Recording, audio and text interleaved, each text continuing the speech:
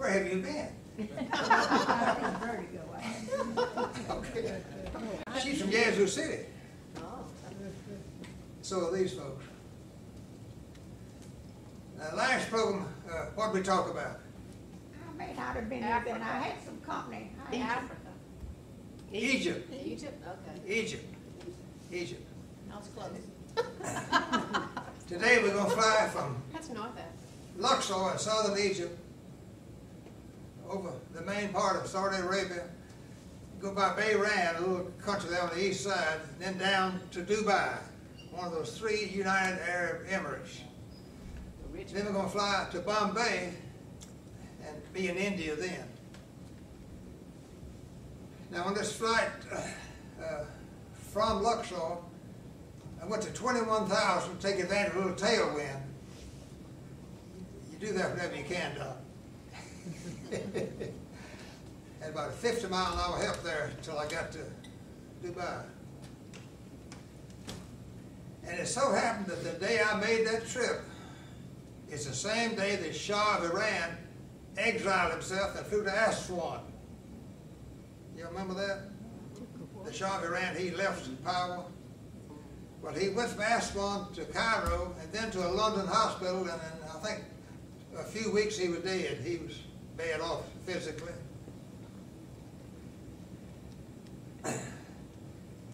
Okay, well, I was about 30 minutes north of Dubai on this trip.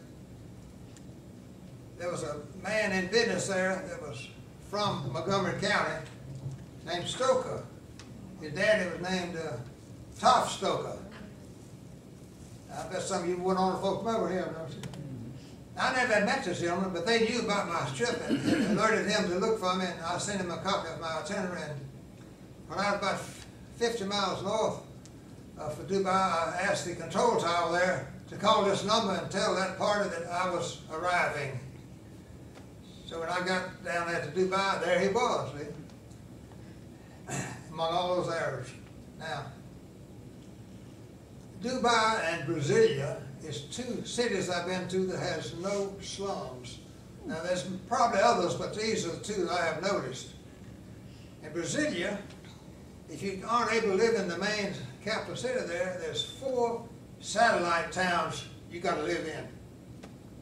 Okay, in Dubai they got so much money, and this was 30 years ago, that everything is furnished pretty well.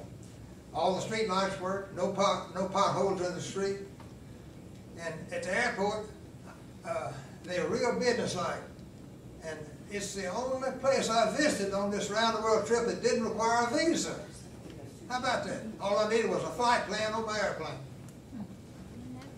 And they've been in the news quite a bit since that time, 30 years ago. They've been building tall buildings. They got a big dry dock there, and they built a bunch of artificial islands out there for a resort area. It's really something how they're blowing that money. It's at Dubai. Now, I didn't spend any time in Dubai. That's just to visit the Stokers and to get some fuel. So from there I went on to India. Now, just before I left the United States, I met a fellow in Wichita, Kansas that was getting a plane just like mine, equipped with extra fuel tanks and radios, for a big shot religious leader from India that was in what they call transcendental meditation. I don't know what that is. But he flew around a bunch, and I saw this gentleman over there, so I went over and told him I was at 210 over there, and I was going to make this proposed trip around the world, and gave him a copy of my itinerary. And when he saw that copy of the itinerary, he saw Melbourne, Australia on it, and New Delhi. So he gave me a contact in New Delhi and one in Melbourne. And so happened when I was in Kenya and Sudan, I had additional contacts for Australia. Okay, we are on our way to Bombay. We're over the water the whole trip, but we wasn't far from land, especially at first. You're right, going out of that Gulf area wasn't about a 10-mile width there. Had to miss a little bit of country called Oman or something like that. Anyway, we were supposed not to fly over that thing. And then we went near Pakistan, and finally there come Bombay. Now, Bob, when I was 5 to 10 miles off, I could see the city real good there at Bombay. Visibility is good. But when I was descended by air traffic controller to get in the pattern to be sequence for landing, city of 10 million, I got in a bunch of haze. Haze is a high-class smog. Incidentally, that haze in the United States now is a lot worse than it was 60 years ago. And it's terrible there at Bombay. And flying around to the airport, Bob, I had to be given vectors like a PAR, precision approach. But when I got down to about 1,000 feet, then the visibility is all right, see? That's Bombay. Okay, I had a hard time with getting through customs and immigration there, and it was because I didn't know the procedure. The government in India is corrupt at all levels. And they wanted a handout, but they couldn't dare ask me for it. And so I didn't know it, so it took me over 2 hours to get through customs. I found they got tired of fooling me, I think, and got through. Okay, there was a hotel near there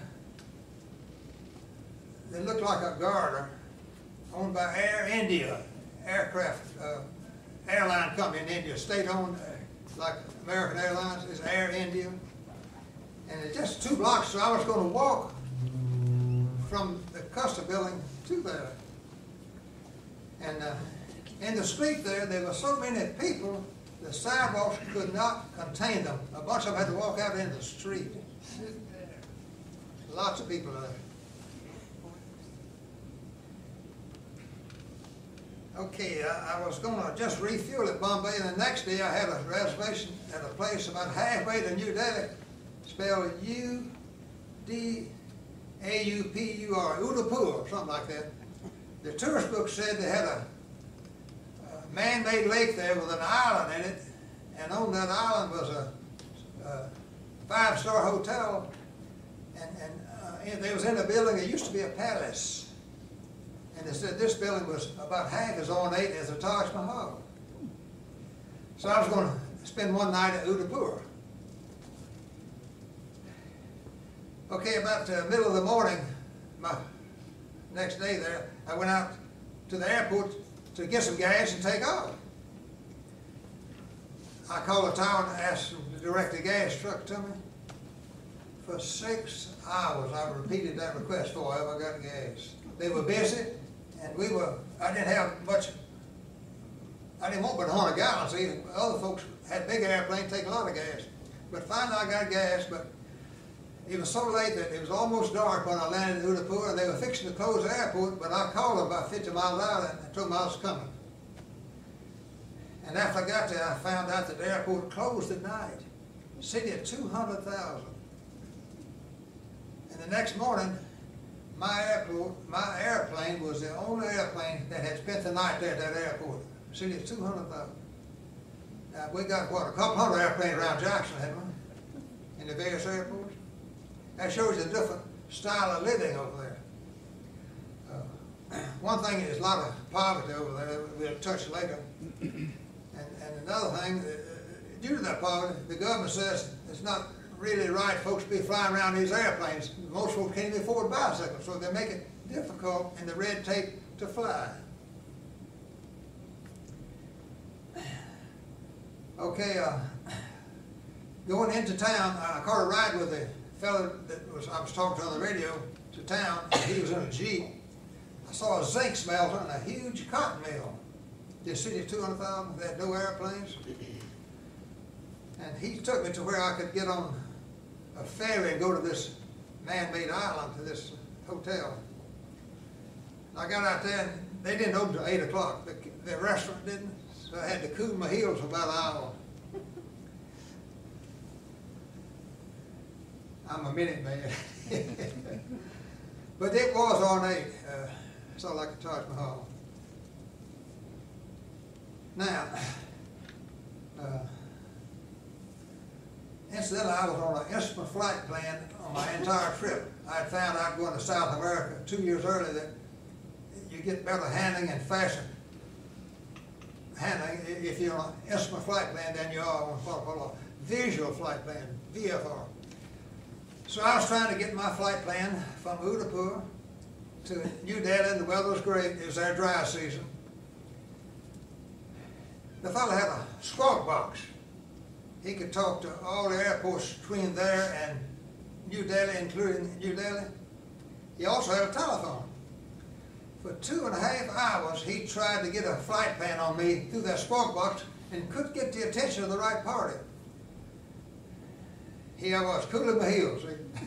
No hurry, but just sad procedure there. Incidentally, my contact on that aviation deal in India says that the communications real poor over there in India.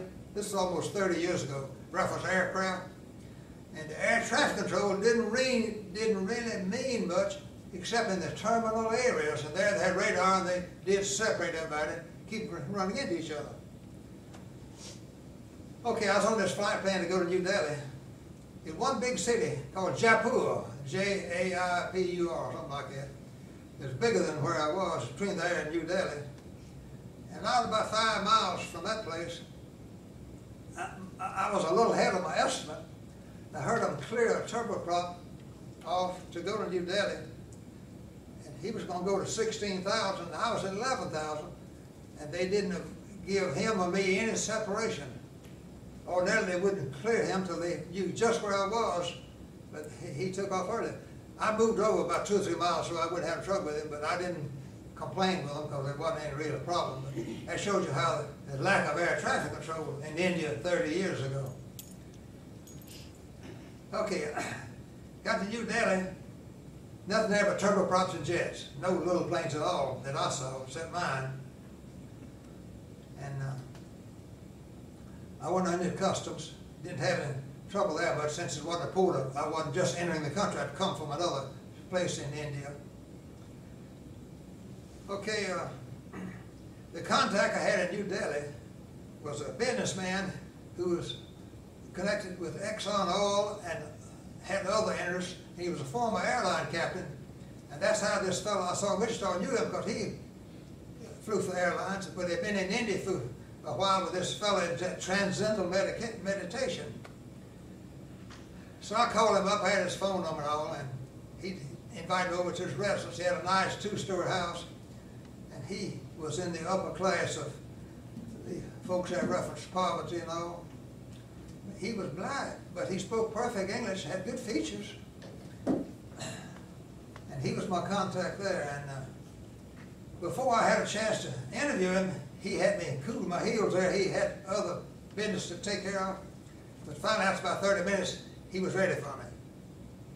So I gave him a copy of my itinerary and told him about this fellow named Johnson that had given him as a contact, and Johnson was one of his friends. And we had a nice visit. And I asked him if the United Nations program to curb the birth rate in a lot of these developing countries had really taken hold there in India. You all may not remember that, but the United Nations always proposing stuff. And he said, Charles, we have 10 or 12 languages recognized in our Constitution, 160 dialects, 60% illiteracy. You can't get a program after those kind of folks. And we talked for a while, and then he told me the main phrase that got my attention. He said, Charles, to be born in India of poor parents in poor circumstances is to be born without hope. That's terrible. Here we have hope. I was raised up in the Great Depression, and I made it. I'm so glad I wasn't in India. Now, I'm not trying to downgrade India. I'm just telling you like it was. See? Now, individually, the people I had occasion to spend a little time with were real gracious to me, every one of them. And case in point, I wanted to get my oil changed out in New Delhi, but nobody there in the main airport was interested. And I found out accidentally that there's an old airport 7 miles north of there where there's 2 firms that would change my oil. Whereupon I found out to fly my plane up there was like leaving the country, reference red tape and fees. then I'd have to come back to Delhi to leave the country and pay them again. So, Doc, I got a cab, went up there, got a mechanic and the oil and tools, and come over to my plane and changed the oil and carried it back. Progress.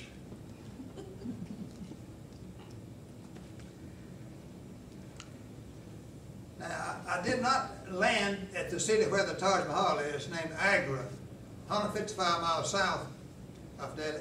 In my planning this trip 6 months before I left, I found out that they wouldn't allow tourist private planes at that airport. It was a joint use civil military base, and the military and just airliners landed at Agra. So I was obliged to go to New Delhi and then get a tour down there from the hotel concierge. So the morning I was going to go, it was 3 other men, 4 of us there, was going to go in a Toyota sedan to Agra on this one-day tour. Okay, we had one man in the front seat, 3 of us in the back seat, and I was the smallest of any of them. So about every 4 to 5 minutes we'd rotate, let somebody else have the front seat. Now going down there is a real interesting countryside. One place there was a well there, and women in earthen pots and some of metal containers were getting water from this well to carry it away. And across the road from them was, this is a little bitty town there, was one of the snake charming shows that was just getting over with, where they had a trained cobra that he played with, and I understand he was tame, he wouldn't bite you anyway, he was just pet, see. But it was a big cobra, he was probably 9 feet long, big fella. I just saw the tail end of that, but I got that on my movies. Now let me tell you about my movies. Since I started flying a lot again in 1974, I started taking movies. But they're amateur quality. A lot of times I don't have enough time on the target to do it justice, not enough exposures. And I haven't tried to show them yet because I don't have really enough to go along with what I'm talking about. And most of the things I talk about are not on the movies anyway, see. So at the end of this series, we're going to have a series of the movies. All right. Continuing on towards Agra, I saw several cases there where there's a bunch of stuff stacked up in a cylindrical pile about this wide, about this tall. And I finally asked the driver, "What's that?" He said, "That's dried cattle manure. They use for fertilizer." There's a bunch of them there near the roadside. I don't know whether they were selling it or what, but it caught my eye anyway. And before we got to Agra, we passed a big oil refinery, and the driver said the crude oil that they worked on there was piped in from Bombay, but they refined it there at that place north of Agra. And right near there is about 100 folks digging a ditch in the hard dirt by hand there beside the road for another pipeline deal. And I asked the man, "Why didn't they use machinery there?" He said, "The government is trying to give employment to some of these folks. There's so many here that are unemployed that they're digging a ditch by hand."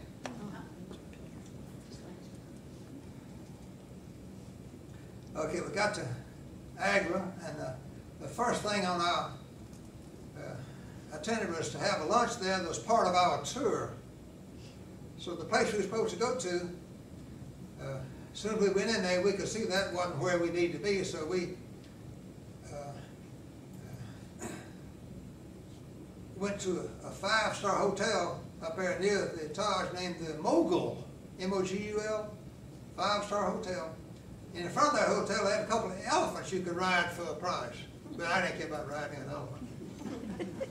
Okay, we ate dinner there at the 5-star restaurant. Looking out the window there, less than 2 blocks away was Shantytown, abject poverty. And we was about through eating the meal, and we could see that we wasn't going to eat all of our food, going to be a bunch left over. I said, "There's a lot of folks down there just love to have these leftovers." And they agreed with me. Poor folks. Okay, we got through that meal and then went to the Taj Mahal. Now, how many here have been to Taj Mahal? Good for you. Would you like to give us a tour? I'll let you do it, Charles. That thing was built about 370 years ago when our forefathers still hunting rabbits and wild turkey. That was an old civilization then. And the reason it was built, the local ruler of that state or province had a wife that had borne him 13 or 14 children.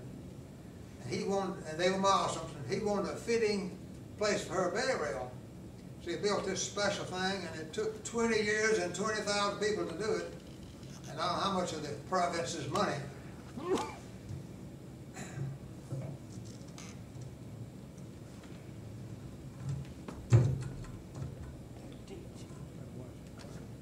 Okay, oh yeah, this thing come out. To enhance the structure, this base here puts the thing about 10 feet up in the air to start with. And to further enhance it later, after they built it, they put these minarets, they call them, at the four corners. And they are leaning out 3 degrees, so they hope that if there's an earthquake, they won't fall on the main building and ruin it. See, they'll fall to the side. And right behind that building is a river called WWII, I think, with sheer cliffs on it, which is a pretty good barrier.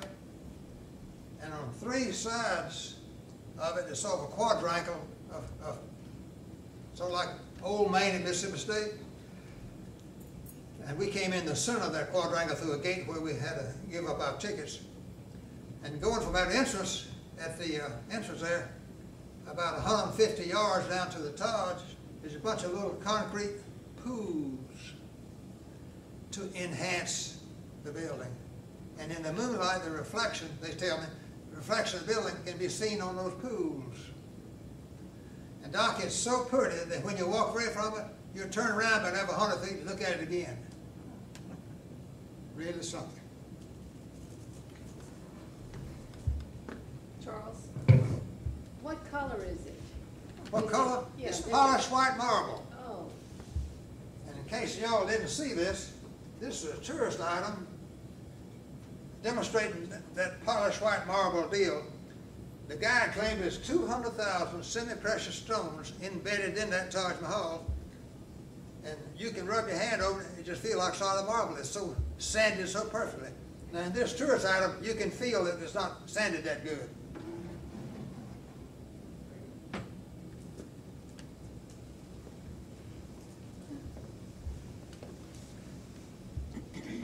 Charles,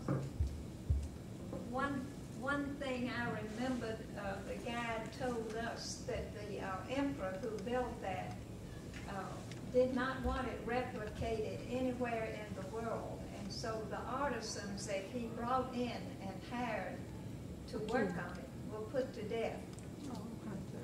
So they couldn't go to another country or even another part of India and reproduce their work. Okay, There's a lot of very cruel history connected with it. and I'm going to tell you some more about it in just a second. 2 or 3 miles from there, excuse me, across that river is what's called a red fort. And it's red. It looks like out of red bricks. And it is a series of palaces built at different times by different rulers. And the fellow that built this was imprisoned there in that red fort by his son with in a room where he could look back at the building. And I understand he was in prison because this ruler wanted to build another building like this out of black marble. This is white marble.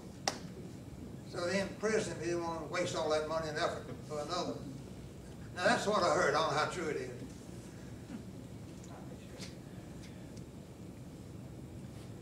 Okay, any questions so far? 200,000 semi-precious stones there.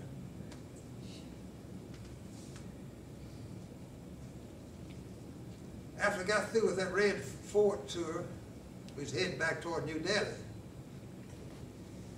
About 2/3 of the way back up there, and it was just about dark, our driver heard that up ahead at a state line, there's different states in India like there are here in the country, the truckers who have to pay a fee to get across the state lines were boycotting and had the road blocked, and you couldn't get through.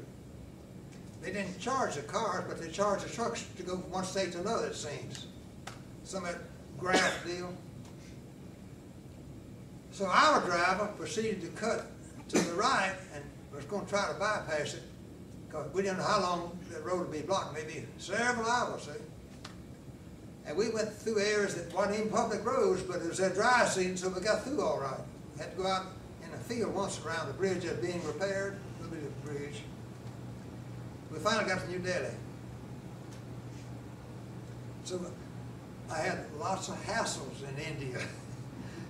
Getting the fuel, getting through customs, and getting back in New Delhi from Agra.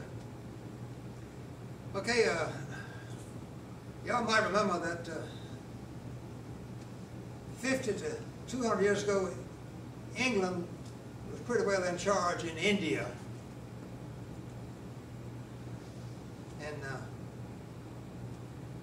while they were there, they evidently supervised the building of New Delhi, because the streets there are broad and nice and all, where in Old Delhi that I went to is not. So I had a tour there of an area, and there's good shopping in both cities. I bought a bunch of semi-precious stones and rings and some gold brocade, a bunch of good items. Instead of saying, when I got back home, I had so many souvenirs, I put them all out on my pool table. Couldn't quite get them on it. I had so many. You had a lot of souvenirs. But I've gotten rid of them now. I just had to get rid of them. Too many. Every time I move, I'd give some of them away. Okay, in New Delhi, there's no sacred cows. In Old Delhi is where you find them. Laying out in the street, traffic dodging them. I understand that rats have the same protection there, and because of that, they have a lot of trouble storing grain of it, because the rats are bad to get after the stored grain. Doc is afraid they'll die and come back as a rat, see? Reincarnation.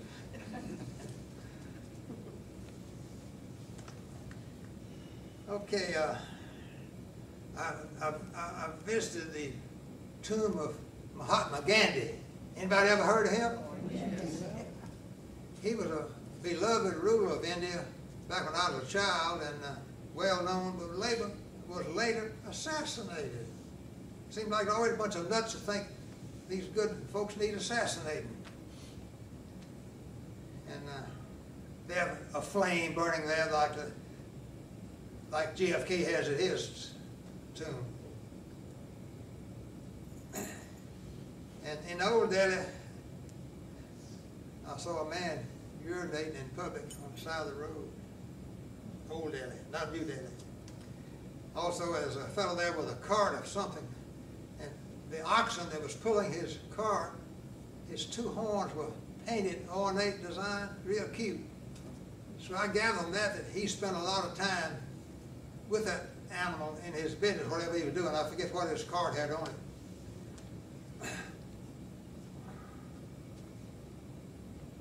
Okay, all the time I was going through customs in India, I had trouble with my aircraft identification. There's another private airplane that was there at the same time that had a similar number, and it gave me a lot of trouble. And I had myself scheduled to go from New Delhi to Kathmandu in Nepal, and then come back to Calcutta, and then go to Bangkok, Thailand. But after all the hassles I had, when I got out of India this time and got up to Nepal, I decided I wouldn't go back there anymore. So I went from Kathmandu over Calcutta to Bangkok. And we'll talk about Bangkok the next time we meet here. Charles, that's one of the first things you told me when you got out of the plane in Bangkok. What's that? I didn't stop in Calcutta. That's one of the first things you said. I have read, I don't know whether it's now, but it may have been 40, 100 years ago. There's so much poverty over there in these cities that every morning in Calcutta, they send a bunch of dump trucks around over the town, picking up these abandoned folks that have died overnight in a dump truck. That's bad, isn't it? Any other questions? Charles, why did you happen to choose a Cessna 210? Was there something about that plane? Pressurization. Okay. I waited 2 years on it till it came on the market. Pressurization. Didn't have to wear oxygen all the time. Okay, that's all I have.